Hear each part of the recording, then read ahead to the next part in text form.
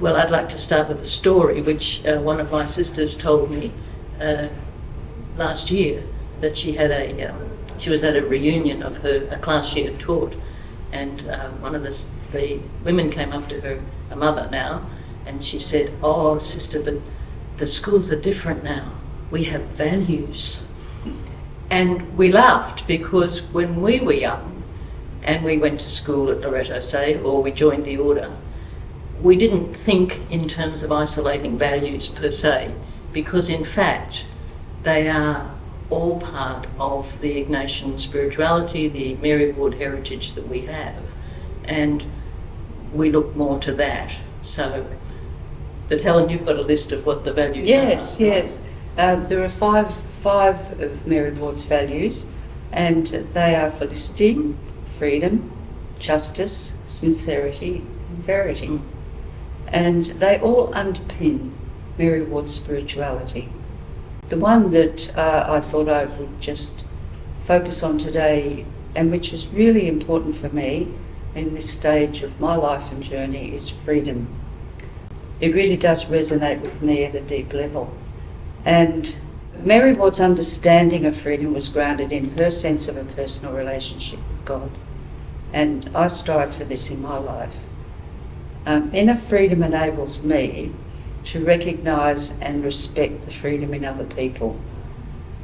It's an important part, I think, of leadership, and it takes great courage. And if I'm to kind of pick one, I'd probably come down on two, because I see them somewhat similar, and I think it comes from my family as well. I'd pick sincerity and integrity, or verity. My mother we always knew that if we asked her a question, we'd get the truth. She wouldn't tell us, wouldn't kind of tell a lie or even have a white lie. We'd get the truth. And I remember I was really very small when my older sister said to her, "Now, Mum, tell me, is there really a Santa Claus?" And so at a very early age, I knew there wasn't, but I knew to keep the secret. So sincerity and integrity and truth mean a lot to me. And I think that I won't get the saying correct, but Mary Ward's saying, "Be such as you appear and appear such as you are," is really important for me. Just going back to Marg's story about our schools having values these days, I think it's wonderful that every year one of these values is chosen as the theme for the year, right across all of our schools in Australia. And I think,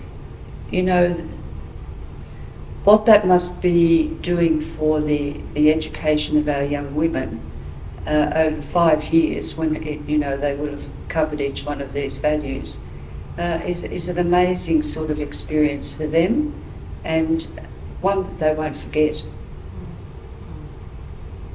And I must be somehow twinning with Diane, because I also chose, when I thought about them, verity and sincerity, or integrity and sincerity, and I think because it's the core of who you are, and particularly in leadership, this is the core of what we should be doing.